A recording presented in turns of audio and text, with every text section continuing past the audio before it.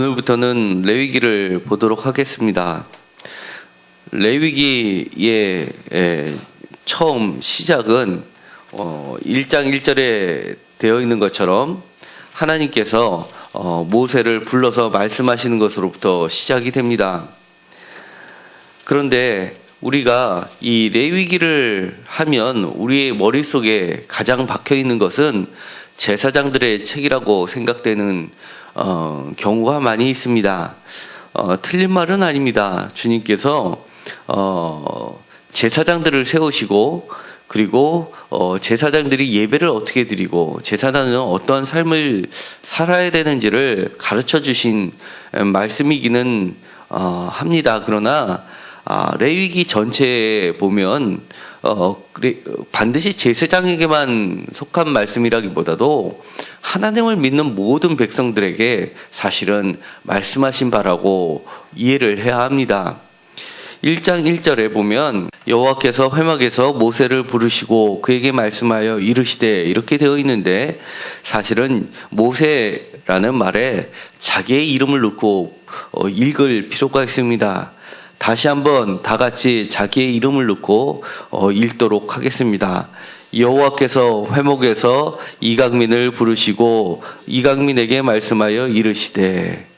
이 레위기는 각자를 하나님께서 회막이라는 것은 예배의 자리를 이야기합니다. 예배의 자리에서 부르셔서 우리에게 이렇게 말씀해 주시는 겁니다. 그런데 이 레위기의 시작을 바로 여러 가지 제사의 이야기로 시작이 됩니다. 1장은 번제에 관해서 말씀해 주시고 있습니다. 이 번제라는 것은 태울 번제를 써서 태워서 드리는 예배에 관해서 말씀을 해 주시고, 2장에는 소제, 그러니까 곡물로 드려지는 예배에 관해서 말씀을 해 주십니다. 여러 가지 제사 중에서 제사라는 건 오늘로 이야기하면 예배가 되는데요. 이 소제만큼은 피가 담겨져 있지 않은 예배입니다. 매우 독특하긴 한 예배의 형태인데요. 사실은 이게 매우 오래된 형태로 볼 수가 있습니다. 왜냐하면 가인과 아벨의 제사를 통해서도 이 소제가 들어가 있는 예배 때문에 발생했던 문제가 소개되고 있기 때문에 그렇습니다. 그 다음에 우리가 알고 있는 오해 중에 하나는 피로 제사를 드리지 않았기 때문에 하나님께서 제사를 받으시고 피로 드린 제사만을 받으셨다라고 하는 오해는 사실은 정말 오해이고 잘못된 것입니다. 왜냐하면 이 히브리서에서는 가인과 아벨의 사건을 보고 단순히 피의 문제가 아니라 제사의 형태의 문제가 아니라 그 제사를 드리는 사람에 대해서 초점을 맞추고 있기 때문에 그렇습니다. 그 다음에는 3장에서는 화목제에 대해서 이야기를 하고 있습니다. 이 화목제는 레위기에서는 제사의 형태를 5가지 제사의 형태를 2번에 걸쳐서 설명을 하고 있는데요. 이 첫 번째 소개되는 데에 있어서는 화목제를 3번째에 두고 있습니다. 그러나 2번째 소개될 때는 화목제가 맨 뒤에 가게 됩니다. 그것처럼 이 화목제는 매우 독특한 예배입니다. 왜냐하면 이 화목제는 번제 같은 경우에는 하나님께 모두 태워서 드리는 것으로 해서 불사름으로 인해서 온전히 하나님께 바쳐지는 예물로 드려지는데, 이 화목제는 같이 화목제를 드리는 사람들과 주변에 있는 사람들이 다 같이 음식을 먹고 나눔에 초점이 맞춰져 있기 때문에 매우 독특한 예배의 형태입니다. 그 다음에 4번째로 속죄제를 4장에서 소개하고 있고, 5장에 가면 5장 14절부터는 속건제에 대해서 설명을 해주고 있습니다. 그러니까 사실은 4번과 4번째와 5번째 속죄제와 속건제가 사실은 죄의 문제를 다루고 있기 때문에 오늘날에 있어서 예배 중에서 사실은 핵심 중에 핵심이라고 할 수가 있습니다. 사실 우리가 하나님을 믿는다는 것은 죄의 문제를 우리가 해결하지 못하기 때문에 하나님을 믿는 것이고 예수님을 믿는 것이기 때문에 바로 속죄제와 속건제가 나중에 소개되어 있지만 사실은 이 부분이 오늘날에 와서는 크게 중요성을 띠게 됩니다. 그리고 나서는 6장에 가서는 번제를 드리는 규정이 6절부터 나와 있고요. 다시 24절부터 14절부터는 소제, 그 다음에 24절부터는 속죄제에 대해서, 그리고 7장 1절에는 속건제, 그리고 11절부터는 7장 11절은 화목제물을 드리는 규례에 대해서 나와 있어서 앞에서 소개한 것을 간략하게 다시 한번 반복해서 설명하는 구조로 되어 있습니다.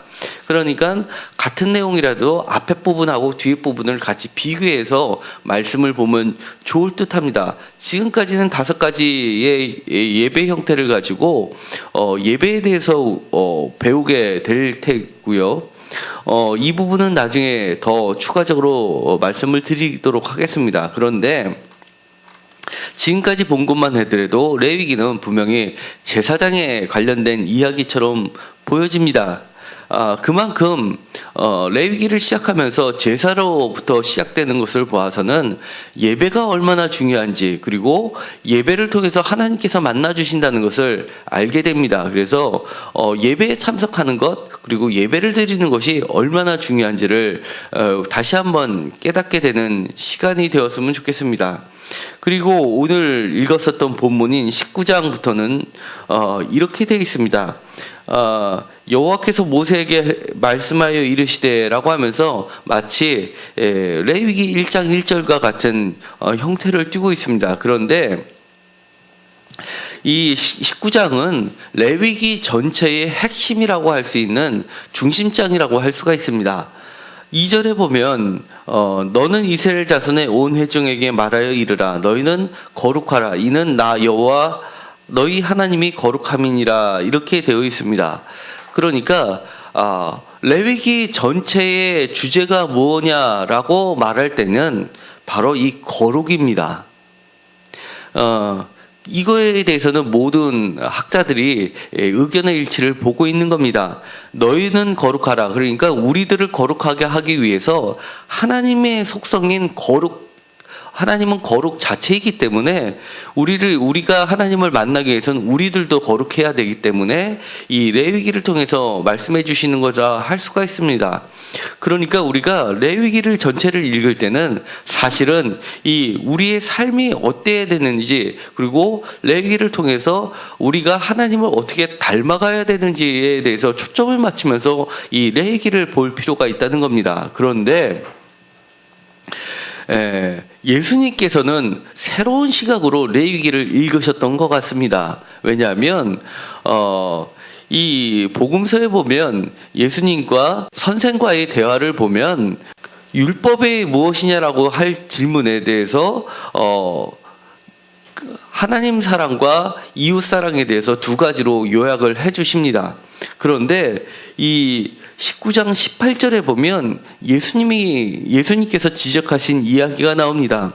18절을 다 같이 읽도록 하겠습니다. 원수를 갚지 말며 동포를 원망하지 말며 내 이웃 사랑하기를 내 자신과 같이 사랑하라. 나는 여호와이니라. 아멘. 그러니까 예수님께서는 레위기 전체를 한마디로 요약하면 바로 내 이웃 사랑하기를 내 자신과 같이 사랑하라라는 이 말씀으로 모든 것을 축약하셨던 것입니다. 그러니까 우리가 똑같은 말씀을 읽으면서도 이렇게 다른 시각으로 읽을 수 있다는 것을 우리는 깨달을 필요가 있습니다.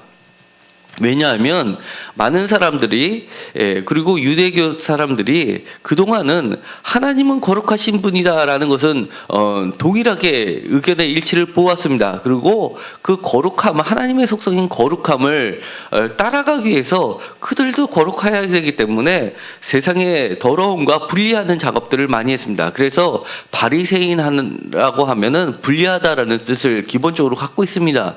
그러다 보니까 자꾸 더러운 것과 자신을 자신들을 분리하면서 깨끗함으로 나가는 거에 노력을 했는데, 오히려 예수님께서는 내 이웃 사랑하기를 내 자신과 같이 사랑하라라고 하면서 하나님의 속성을 무엇으로 보냐면 사랑으로 보았던 겁니다. 그러면서 이 사랑과 거룩이 다르지 않다라는 것을 우리에게 가르쳐 주신 겁니다. 그 뒤에 보면 나는 여호와이니라라고 하면서 여호와의 속성을 앞에는 거룩이라고 표현했다면 지금은 여호와의 속성을 사랑으로 본 겁니다. 다시 한번 이 19장을 사랑의 관점에서 보면은 이렇게 됩니다. 예를 들어서 13절부터 14절까지 보면은요, 특히 14절에 보면 내 하나님을 경외하라, 나는 여호와니라. 이거는 대표적으로 하나님을 경외하라, 그러니까 하나님을 예배하라라고 표현할 수도 있습니다. 그런데 나는 여호와라라고 하면서 그 전에 있는 이야기들 보면 내 이웃을 억압하지 말고 착취하지 말고 품꾼의 삭슬 아침까지도 밤새도록 내게 두지 말며 너는 귀묵은 자를 저주하지 말며 맹인 앞에 장애물을 놓지 말라라고 설명을 하고 있습니다. 그러니까 이것은 하나님을 경외한다면 하나님이 직접 지으신 너희 사람들, 내 주변에 있는 사람들을 멸시하지 말라는 겁니다. 하나님을 예배한다고 하면서 하나님의 속성을 똑같이 닮은 거룩한 사람들을 그렇게 멸시한다면 너가 곧 하나님을 멸시한다는 것이 됩니다. 그러니까 하나님을 사랑한다면 내 이웃을 사랑하라는 겁니다. 그리고 더 앞으로 나아가겠습니다. 이 5절에 보면요, 19장 5절에 보면 너희는 화목제물을 여호와께 드릴 때 기쁘게 받으시도록 드리고 라고 하면서 다시 한번 하나님께 예배드리는 모습을 나타냈는데요. 그 중에서도 우리가 아까 간략하게 봤지만 예배 중에서 제사 중에서 제일 먼저 소개됐던 것들은 앞에 부분에서는 다 한결같이 번제였습니다. 하나님께 온전히 전부 다 태워서 드리는 번제를 으뜸으로 쳤는데 여기에서는 화목제물을 먼저 소개하고 있습니다. 매우 독특한데요. 왜냐하면 이 화목제물이 유일하게 하나님께 드리는 것과 드리고 나서의 그 제물을 주변에 있는 이웃 사람들과 나눠 먹는 데 있는 겁니다. 마치 우리나라에서 또 옛날에 제사를 드리고 제사밥을 이웃 사람들하고 나눠 먹고 그 다음에 제사상에 올려놨던 음식들을 다 섞어가지고 비빔밥을 해서 먹었던 것처럼 기본적으로 전 세계 공통적으로 제사 음식이라는 것은 나눔에 있는 겁니다. 그래서 그때만큼은 먹지 못하고 굶주리고 헐받은 사람들이 제사를 지내는 그 집 주변에 몰려들어서 그때만큼은 뭔가를 얻어먹고자 하는 그런 나눔의 형태로 발전된 것이 제사의 오래된 형태입니다. 그렇기 때문에 이 화목제물도 또한 부한 자나 가난한 자나 다 같이 이때만큼은 서로 나눌 수 있게 되어 있고요. 또 특징적인 것은 그 제물은 드리는 날과 이튿날에 먹고 셋째 날까지 남았거든 불사르라 라고 되어 있습니다. 그러니까 남았는데 왜 불사를까요? 그것은 철저하게 나눔을 실천하라는 겁니다. 만약에 남은 것은 남겨두어라 라고 하면 아마 아까워서 귀한 것을 나눠주지 않고 무엇인가 저축했을 것입니다. 저축하고 남겨둔다면 사실 나눠 써야 되는 부분도 적게 나누고 아주 귀한 사람한테만 조금 나눠주고 그리고 천한 사람들한테는 나눠주지도 않았을 것입니다. 그런데 하나님께서는 이때만큼은 첫째 날, 둘째 날까지도 먹을 수 있게 해주신 겁니다. 그리고 남기지 말고 다 태우라고 했었던 것을 보아서는 태워서 버릴 바에는 정말 먹고 싶어서 온 그들이 보기엔 부정하다고 생각하고 정말 저런 모습을 어떻게 예배드리러 올까 하는 사람들에게까지 다 나눠주라는 겁니다. 이것이 바로 하나님께 진정으로 예배드리는 자의 모습이고 그리고 그것이 바로 하나님을 경외하는 것이고 그것이 곧 이웃을 사랑하는 것이라고 사랑의 관점에서 다시 한번 거룩을 이야기한 겁니다.